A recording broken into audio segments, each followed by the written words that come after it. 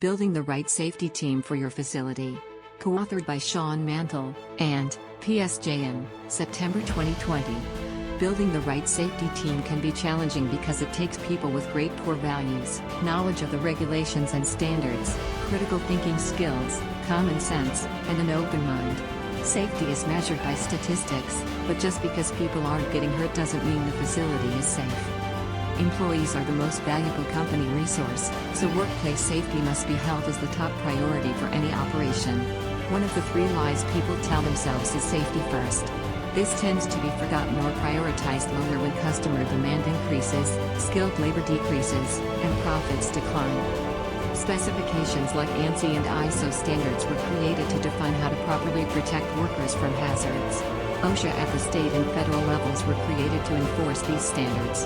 Unfortunately, OSHA regulations were written with blood because companies put these standards into effect reactively. This may seem harsh, but the point needs to be made clear due to the high level of accidents per year from poor workplace safety conditions is solidified in the OSHA Top 10 Most Cited Violations list.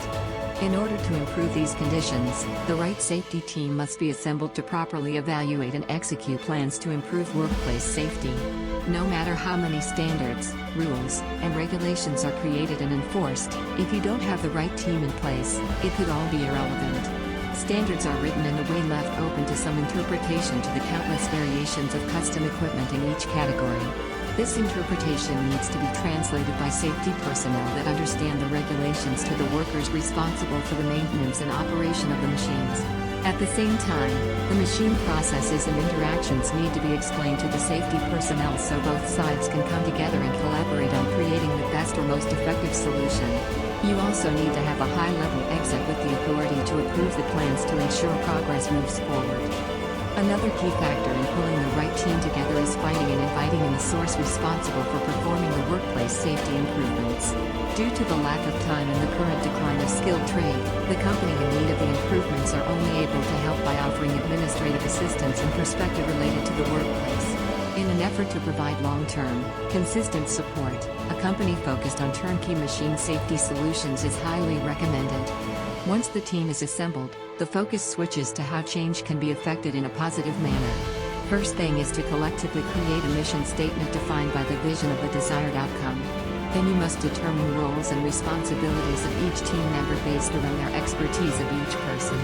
As everyone gets on the same page, then general tasks should be created for the scope of the projects, which create a chain reaction of scheduled meetings, documentation and procedures, execution of the safety projects, media outlets to the employees and proper training on with the point person facilitating the projects.